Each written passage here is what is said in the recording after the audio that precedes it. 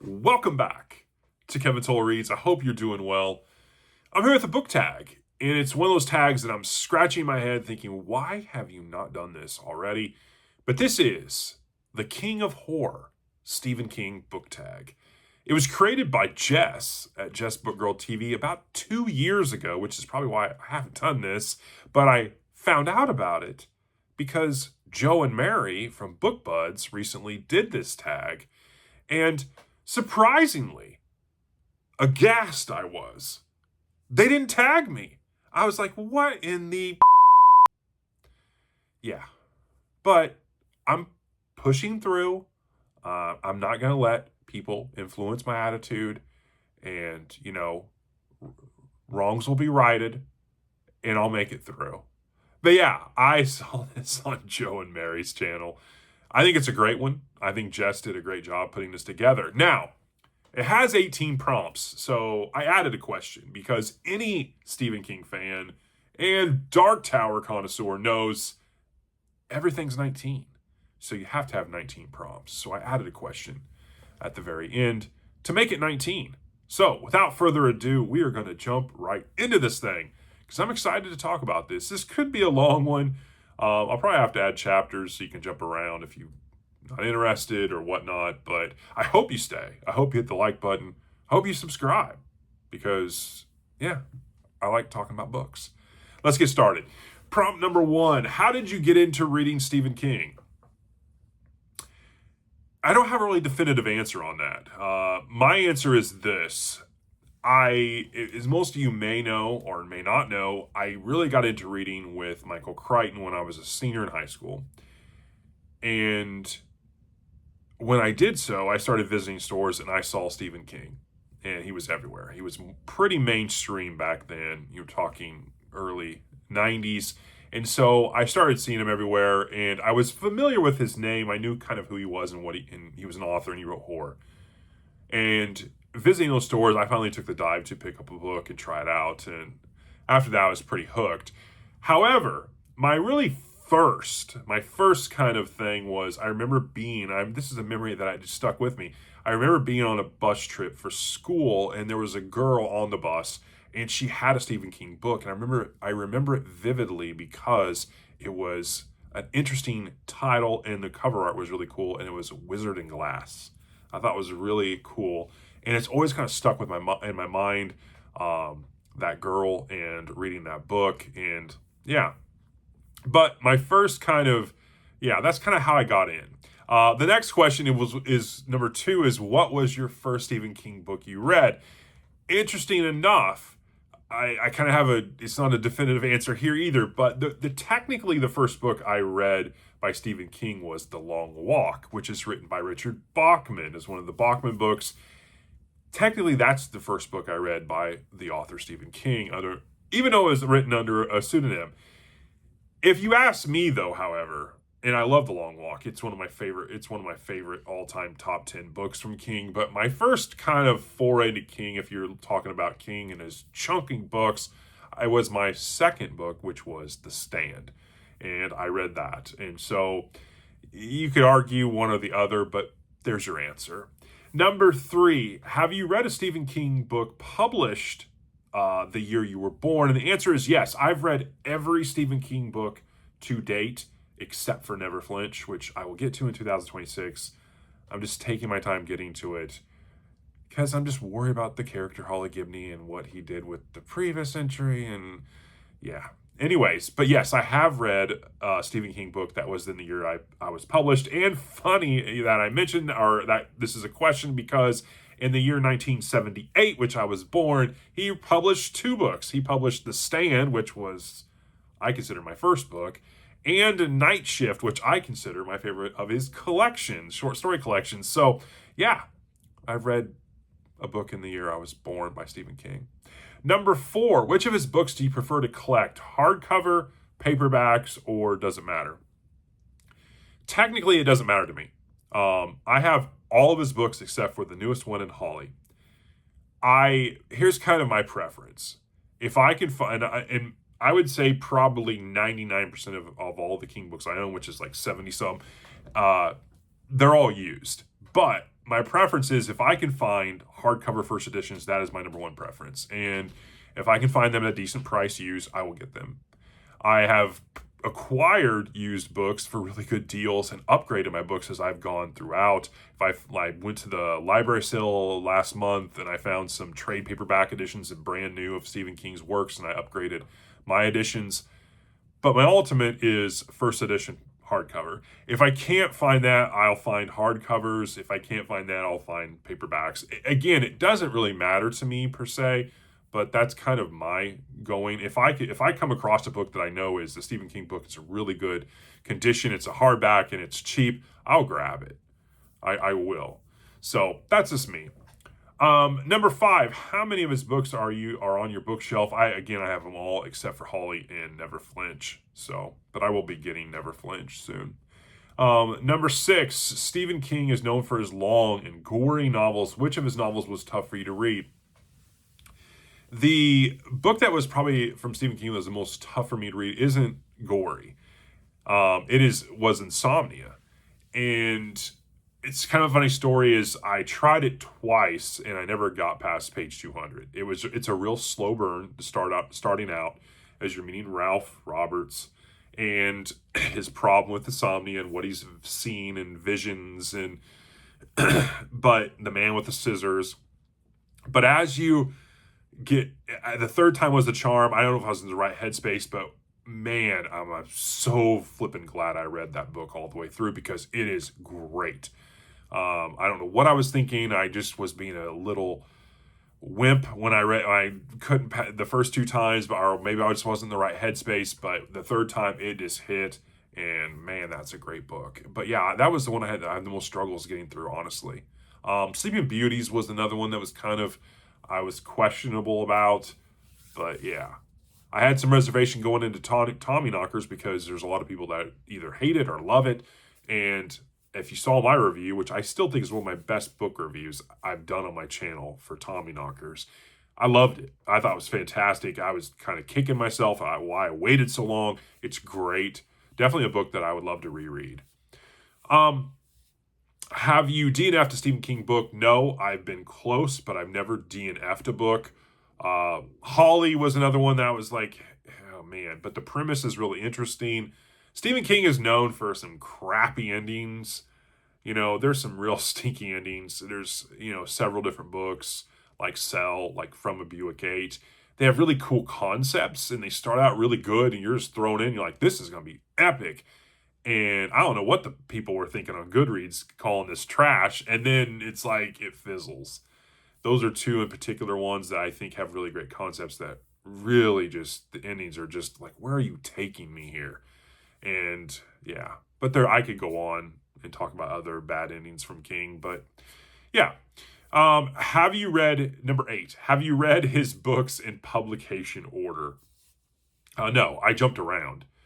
I think after I solidified reading King and I was interested in some of the Dark Tower stuff, I read Dark Tower and then I was like, I got to read a lot of other things because there's subtle homage and Easter eggs to the Dark Tower, and you can get into it, and we'll talk about that in a minute, about the Dark Tower order and what you should read, and there's all this kind of theory about it all, and yeah, you can go down some major rabbit holes when it comes to what book should I read, or what's the true reading order of the Dark Tower books. Do you have to read books 1 through 7, or do you have to read book 4.5, it went through a keyhole, or is it 8, or is it to 20? You can go down some rabbit holes here, but for me, I jumped around. When I read the Dark Tower, I read them through 1 through 7, and I think it was by the third time went through the keyhole came out, I read them in the proper order, reading Wizard and Glass, then I went through a keyhole before I moved on to Wolves of the Kala. But I'll get into that in a minute. But I jumped around, but I read Salem's Lot later in my kind of reading. Shining I read, and later after I read a lot of different Stephen King books. And I read it probably after I had read like 45 or 50 Stephen King books. And I knew it was great. I knew a lot of people loved it, but I just kind of jumped around to other ones.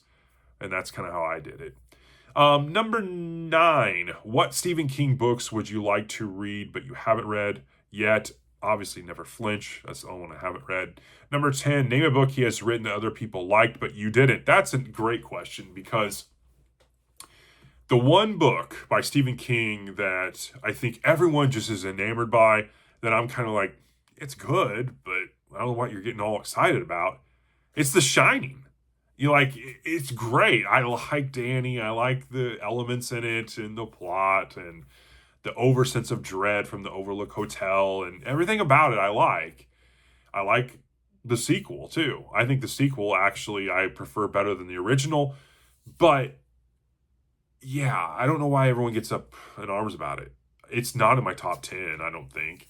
I would probably say Shining's probably in like my top 20 probably by Stephen King, but it's not a book I'm always out there saying, oh, you got to read The Shining. You know, like there's a handful of books I would pick for someone trying to get into Stephen King before that. So yeah, that's just my take. That's probably going to ruffle some feathers. Number 11. Name a book of his you think is underrated. Well, I've got 2. Needful Things is underrated, and The Talisman is underrated. Talisman is a great portal fantasy. Great. You have Traveling Jack. It's fantastic. I think it's really, really good. Underrated, in my opinion. You just don't hear a lot about it. Needful Things is a fantastic book. It has slice of life, has a huge diverse character group about a man, an evil guy, a shop owner, and he gets involved in their life, organically twisting the knife into people and causing things to happen and people to prey on each other. It's fantastic. He writes that slice of life town, Castle Rock, very, very well. And yeah, I think Needful Things is underrated. But those are 2. 12. Creepy characters. Which Stephen King characters would you like to have dinner with? The quartet. Roland, Eddie, Susanna, Jake, Oi. That's who I'd pick. You know, if I had to go outside of kind of, you know, Dark Tower people, Wireman. I think that would be interesting to have dinner with him. Stu, Franny. I mean, those would be interesting. Nick Andros would be another interesting character. I mean, I could go on, but those are probably interesting ones. Number 13, has Stephen King inspired you to start reading and writing? Well, he definitely inspired me to read more authors. Writing, no. When it comes to Stephen King, excuse me, when you read a lot of his books, you realize also he's a very avid reader and reads a lot of other people and writes blurbs and makes mentions to what they're doing. And so I've always kind of kept an eye out for that. And yeah, I know he's a huge John McDonald fan. I know Lee Child and King are friends, and they obviously sell each other's kind of stuff. But yeah, I always keep an eye out. Some of my reading, some of the authors I try out are probably related to what I see from or hear from when it comes to Stephen King. So number, man, there's a lot of questions. And there's 19. Number 14. If you were able to meet Stephen King, what would you say? I probably wouldn't be very nice. Like, why did you do Holly like that? Like, why can you not keep your politics out of your books? Come on. No, I think probably the one thing I would say to him is can we get one more Dark Tower book? Like, do it right. No, I think it is what it is. But probably the one question I would honestly ask is, why do you think it's so hard to end some of your books? Because they start out so well. The concept, the plot, what you're trying to do is so out there. It's so cool. Do you feel like sometimes, like, as you're talking about it and making it work, you struggle with closing it out? And why? Why do you think you struggle? Because there's some just bad endings from King. I think that's probably the question I would ask him. He probably would be offended. And I don't know if I'd care, honestly, but I would like to ask him that. Like, why does he... And I'm sure, like, some of the endings he's, like, okay with, but Some of them I'm not, and I know a lot of others aren't either. So that's the question I would ask. Have you ever been to Bangor, Maine? No, but I have a Stephen King. Uh, there's a Stephen King fan site. I think it was on Facebook that a lot of people go to what I believe was his previous house in Maine, and they would stand in front of his gate and take their picture. A lot of people were doing it when he was having a tree cut down, and then they were using the chainsaws to make this like kind of almost a totem pole kind of thing. But I believe he's no longer in the house. But there was a ton of people to take pictures. I always told my wife I'd love to go there and get my picture taken in front of that. I think that would be cool. But yeah, I've never been to Bangor, Maine. Number 16, which do you prefer more, his books or his movies? Books by far. There are some great movies, though. The original It and the original Pet Sematary are really good. The adaptations, the newer ones, they're good. I mean, they're not as good as the originals, in my opinion.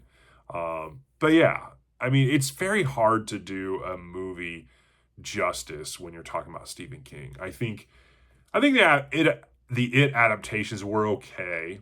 I think they did a decent job, but the original It and Pet Sematary are my favorite. So number 17, name your favorite Stephen King movies. Well, I just did that. The original It and the original Pet Sematary are really, really good. I'm interested in the new Running Man. I think that may be good. I don't know, but we'll see. I know Scott, some of the character, and Brian, they have been doing their takes on the different episodes for Derry or Welcome to Derry, talking about it. But yeah, I don't know. We'll see how Running Man shakes out. I'm interested in that. And then number 18, which was my added question. What is my take on the preferred Dark Tower reading order? If you go online, there's a lot of people that have opinions about this, and there's some interesting thoughts. So the original Dark Tower was 7 books. King wrote books 1 through 3 and then wrote 4 and turned a lot of people off. And then it waited a long time before he pumped out 5, 6, and 7 after his accident, and actually wrote that into some of the books. It's not really a spoiler, but yeah, you'll see when you read them. And then wrote 4.5 and went through a keyhole. So traditionally, if you're a purist, it's 1 through 7. And if you want a little more because you love the series so much, it's 1 through 8 if you consider 4.5. But there's a lot of people that are like, okay, there's so many references to the Dark Tower and homages and Easter eggs and crossover characters and King's kind of multiverse, and you can go on YouTube and find out all kinds of information about this. It's probably one of the reasons I haven't done my own kind of deep dive on it, is because there's so many out there, and there's some really well done ones. But there's a huge reading order. If you want to read everything that has any reference to the Dark Tower, you could read up to 27, 28 books, honestly. And there's people that also make connections and say, well, that book's connected because of this, and it could be an offhand connection or a questionable connection. And there's a lot of people that believe almost everything King has written is connected to the Dark Tower. So there's a lot of back and forth about it. But I know for a fact that there are some robust reading orders, and they're about 25 to 27 books that are, I would say, yeah, they all have DT references to them. But here's my take, which is the answer to this question.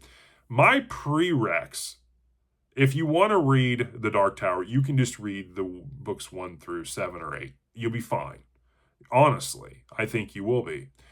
If you want to have a more robust understanding about what the Dark Tower is, its lore, a little bit about its mythos, and more so than what you can get in books 1 through 7, then here's my recommendation. I don't think you have to read 25 or 30 books.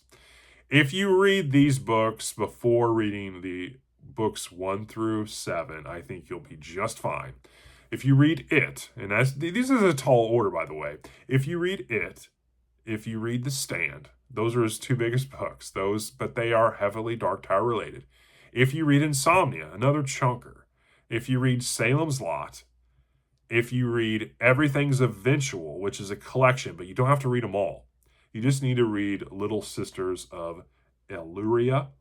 You have to read that short story. It has Roland Deschain in it. That is a big one. Yeah, you can expand a little bit on this and read Hearts in Atlantis, but you just have to read the first novella, which is, I believe, titled Low Men in Yellow Coats. You could read those, and then you could read The Dark Tower. You'll be just fine. You'll have enough understanding about the Crimson King, the Dark Tower, Breakers, other things that you'll have an understanding. And then when you go into the Gunslinger, you'll be prepared. The reason I say this is that, again, you can just read the Dark Tower books and be fine, in my opinion. But if you want to be kind of bought in, these books are definitely prerequisites that I recommend. You can read way more. Trust me, and you can read them in a specific order. But I think if you read any of these books, then start with the Gunslinger and read the Dark Tower, you'll be just fine. I suggest reading these books before the Dark Tower, but you don't have to. The reason I suggest that is a lot of people, when they go to read the actual Dark Tower books, when they read book 1, Gunslinger, they're really kind of like, what the heck did I just read? Because it's so far out there. But if you already have an understanding about the journey that you're going to take by reading some of these prerequisite books about the Man in Black, the Crimson King, you kind of have an understanding. Going into the Gunslinger is probably less of a jarring effect. And yeah, but books 2 through 7 are just fantastic. Gunslinger is great, especially. Now, I've read The Dark Tower 6 times, and I probably will read it the 7th time in 2026. But yeah, that's my take. And then lastly, the last question is number 19. It is tagging others. So I am going to link below others that I'm going to tag in this. And I want to thank Jess at Jess Book Girl TV for creating this. I'm sorry it took me so long, Jess, to get to this. Yeah, and I guess I need to thank the book buds too. I mean, even though they didn't tag me, I wouldn't even known about this, honestly, if they hadn't put their video out. So I guess thanks, Joe and Mary. But anyways, this was a heck of a lot of fun. I could talk about Stephen King for a long time. And even though, as of late, he's fallen on my list of favorite authors some, he's still one of my favorites. Even though he can't end a book worth for his life and it's hit and miss. But I like Stephen King. And I hope you enjoyed this. And I hope to talk to you again soon. Read something great. Try some Stephen King if you haven't. I'll talk to you later.